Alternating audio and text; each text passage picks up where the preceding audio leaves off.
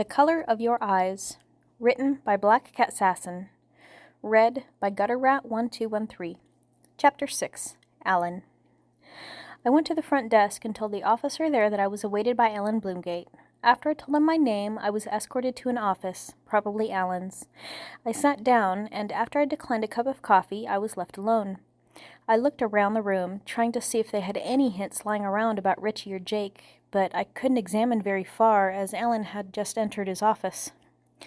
"Well, look who's finally here showing up," he said, his voice a mixture of amusement and annoyance. He reached out and we shook hands. Alan asked me how my day was and a few other nonchalant things before he started the questioning.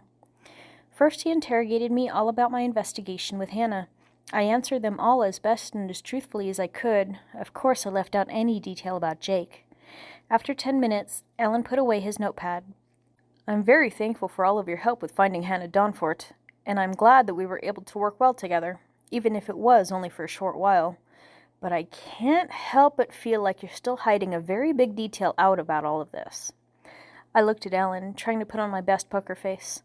"I don't know what you mean," I said promptly. Alan smiled and leaned back on his chair. "Come on, Leah. We both know that there was someone else involved in your little detective search." "I already told you who helped me with the case." I fidgeted with my fingers under the table. "Yeah, but up until this point, you have not mentioned Jake." My body froze as I looked at Alan. I tried not to show any emotions. Either I failed or Alan wasn't fazed, because he continued. "You see, I had a talk with the FBI. So that's where it all came from. Goddamn FBI again. And I found out that your boyfriend is a hacker wanted by the government." "He's not my boyfriend," I said promptly, surprising myself. I bit my lip and looked away. How can he be my boyfriend? I'm still unsure whether I even matter to him.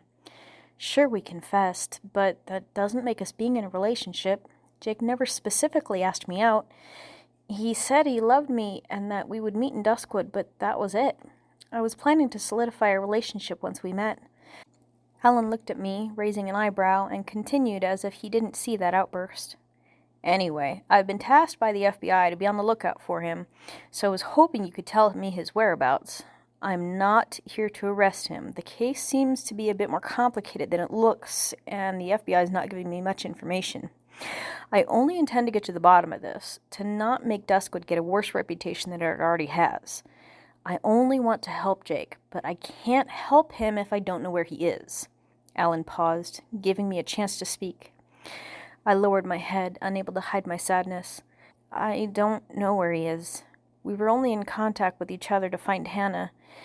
Hannah's safe now. He's gone, and probably done with me. I haven't heard from him since, and I don't think I ever will." At least that wasn't a lie. Alan seemed to believe me, because he then put his notepad in his pocket. "If that is so, Miss Clarkson, then I have no further questions. If you get any other info about Jake, you know how to reach me." He shook my hand again. I nodded and stood up. Alan walked me to the front door. "Is this your first time in Duskwood?" he asked. "Yeah, it's prettier than I thought," I said honestly. Alan smiled.